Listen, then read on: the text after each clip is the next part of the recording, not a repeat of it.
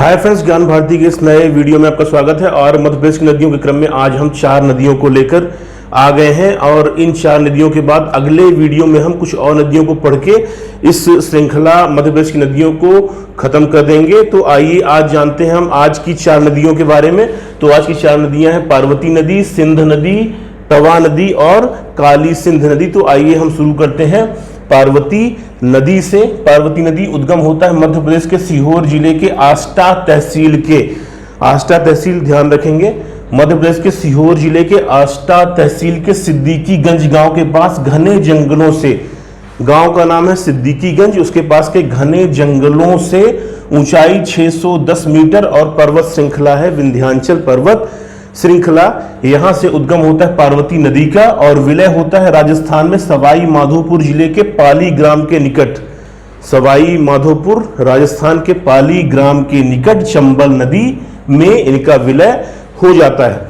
आइए आगे देखते हैं। लंबाई 471 किलोमीटर और मध्य प्रदेश में ये सीहोर, राजगढ़, गुना जिलों में बहती हैं और उसके बाद सवाई माधोपुर राजस्थान में ही चंबल नदी में इनका विलय हो जाता है। आगे देखते हैं इनके अन्य नामों में से है पारा, निर्विंध्या।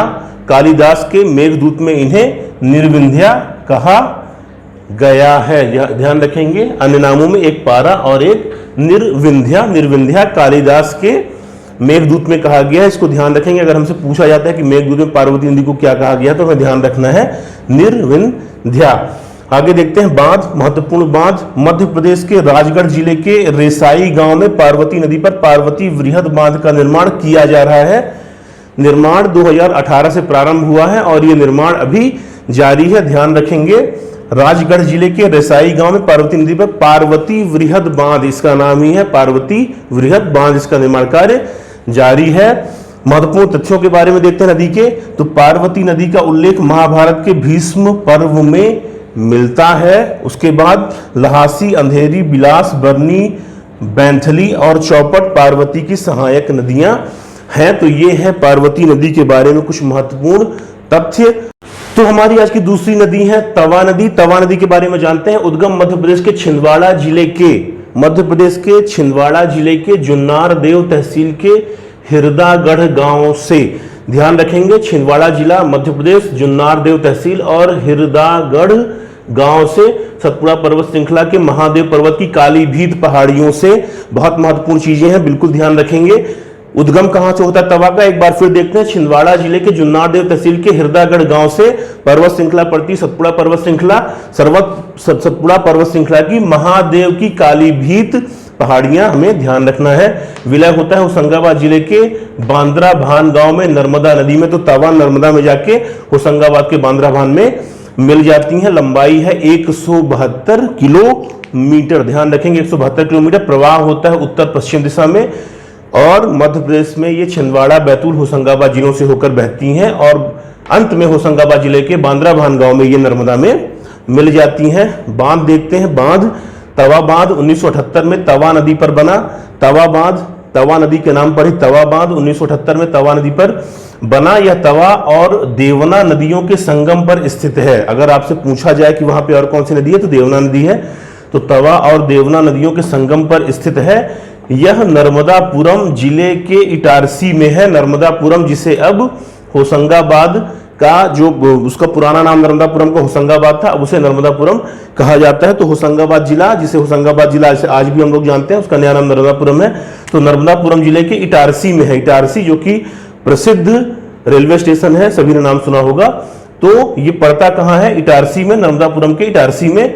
ऊंचाई है 58 मीटर, लंबाई है 1815 मीटर और जो सिंचाई की क्षमता है वो है 3,32,720 हेक्टेयर भूमि पर। महत्वपूर्ण तथ्यों के बारे में जानते हैं। तो मालिनी और देवना प्रमुख सहायक नदियां हैं और देवना नदी के संगम पर ही ये तवा बांध जो है वो पड़ता है। तो मालिनी और देवना प्रमुख सहायक नदियां हैं। 1865 में होशंगाबाद में तवा नदी के किनारे बोरी रिजर्व फॉरेस्ट की स्थापना की गई थी, जिसे 1977 में बोरी अभ्यारण्य के रूप में पुनः स्थापित किया गया। ध्यान रखेंगे, महत्वपूर्ण तथ्य है ये कि मालिनी और देवना प्रमुख सहायक नदी हैं और 1865 में होशंगाबाद में तवा नदी के किनारे बोरी रिजर्व फॉरेस्ट की स्थापना की गई थी, जिसे 1977 में बोरी अभ्यारण्य के रूप में पुनः स्थापित किया गया। तो महत्वपूर्ण तथ्यों में आगे देखते हैं कि बांद्राभान में नर्मदा और तवा के मिलन बिंदु पर विश्व प्रसिद्ध रेत कलाकार सुदर्शन पटनायक ने रेत से मूर्ति का निर्माण किया था। ये लेख मुझे एक जगह लिखा मिल गया था, लेकिन इसके बहुत ज्यादा प्रमाण मेरे पास मौजूद नहीं थे, इसलिए मैंने मूर्ति का जिक्र नहीं किया है। बस इतना बताया है कि विश्व प्रसिद्ध रेत कलाकार जो सुदर्शन पटनायक है, उन्होंने तवा और नर्मदा के मिलन बिंदु जो कि बांद्राभान में है, वहां पे एक रेत से मूर्ति का निर्माण किया था।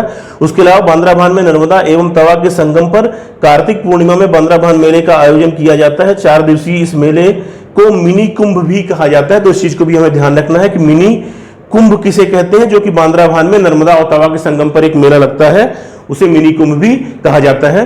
तो आइए हम पढ़ते हैं आज की तीसरी नदी के बारे में, जो कि है सिंध नदी। सिंध नदी का उद्गम होता है विदिशा जिले की लटेरी तहसील के ग्राम गोपिलताई में स्थित एक तालाब से।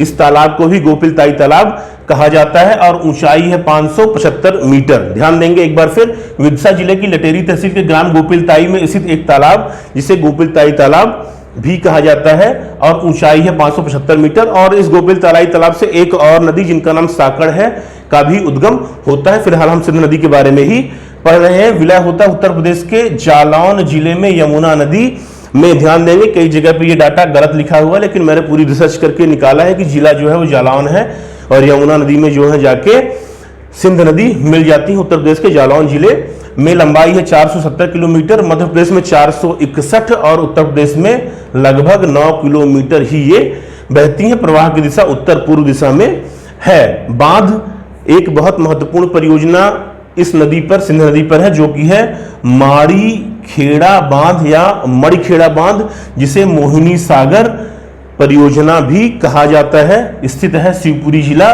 मध्य प्रदेश में। ध्यान देंगे, मड़ीखेड़ा बांध या माड़ीखेड़ा बांध, मोहिनी सागर परियोजना या मोहिनी सागर बांध और शिवपुरी जिला मध्य प्रदेश में है। सिंध नदी पर बना बहुउद्देशीय बांध है। निर्माण 1978 में प्रारंभ हुआ और उद्घाटन हुआ सन 2008 में। ऊंचाई है 62 मीटर, लंबाई है 1070 मीटर। सिंचाई 93,716 हेक्टेयर भूमि पर सिंचाई का इसका टारगेट है और विद्युत उत्पादन 60 मेगावाट यानी 20 मेगावाट की 3 परियोजनाएं लगी हुई हैं, जो कि 60 मेगावाट विद्युत का उत्पादन करती हैं। इसके बाद लाभान्वित जिले जो हैं वो हैं ग्वालियर, शिवपुरी, दतिया और भिंड। ये 4 जिले जो हैं इस परियोजना से लाभान्वित होते हैं, ग्वालियर, शिवपुरी, दतिया और भिंड। तो हमें मड़ीखेड़ा बांध या मोहिनी सागर बांध को ध्यान में रखना है। बहुउद्देशीय परियोजना है, ये स्थित है सिंध नदी पर। इसके बाद देखते हैं महत्वपूर्ण तथ्यों में सनकुआ जलप्रपात विदिशा जिले के सेवड़ा में सिंध नदी पर बनता है।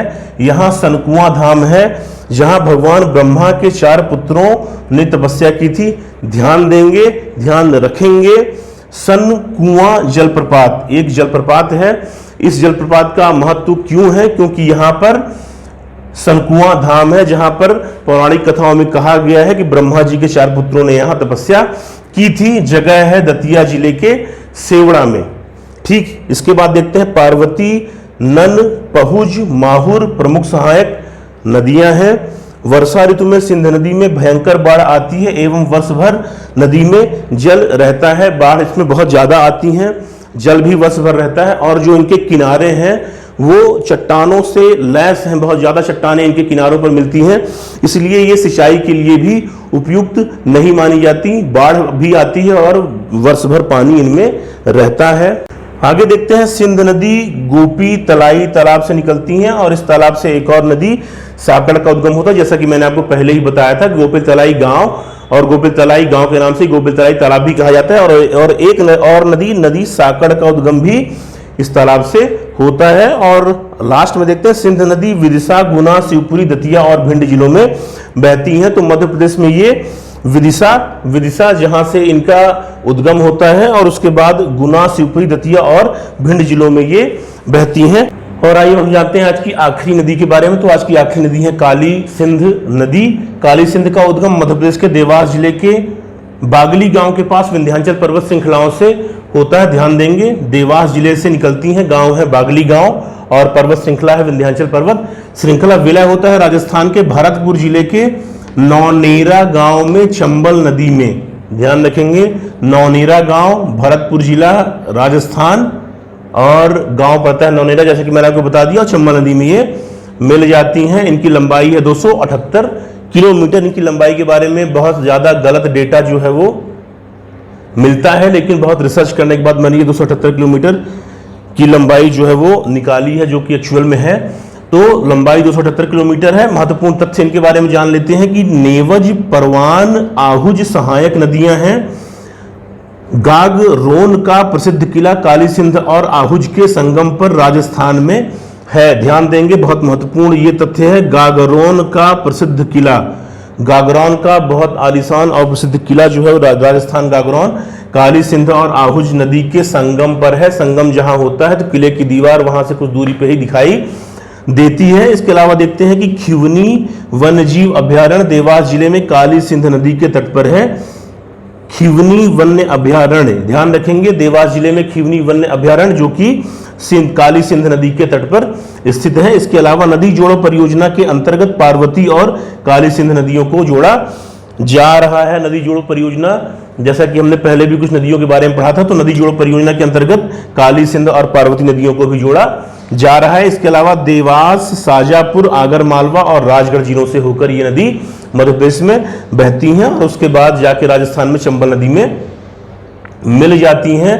तो देवास जहां से इनका उद्गम होता है, देवास जिला, उसके बाद शाजापुर, आगरमालवा और राजगढ़ जिलों से होते हुए राजस्थान में प्रवेश करती हैं और वहां पे चंबल नदी में मिल जाती हैं। तो ये रही आज की 4 नदियां। आपने पार्वती, तवा, काली सिंध और सिंध नदियों के बारे में आज पढ़ा, और अगले वीडियो में हम कुछ और नदियों को लेके आएंगे और मध्य प्रदेश की नदियों की सीरीज को हम क्लोज कर देंगे। और एमपीपीएससी को ध्यान में रखते हुए हम मध्य प्रदेश की जनजातियों वाले पार्ट पे अब आ जाएंगे। तो आप अध्ययन करते रहें, सफलता आपको जरूर मिलेगी। तब तक के लिए नमस्कार, धन्यवाद।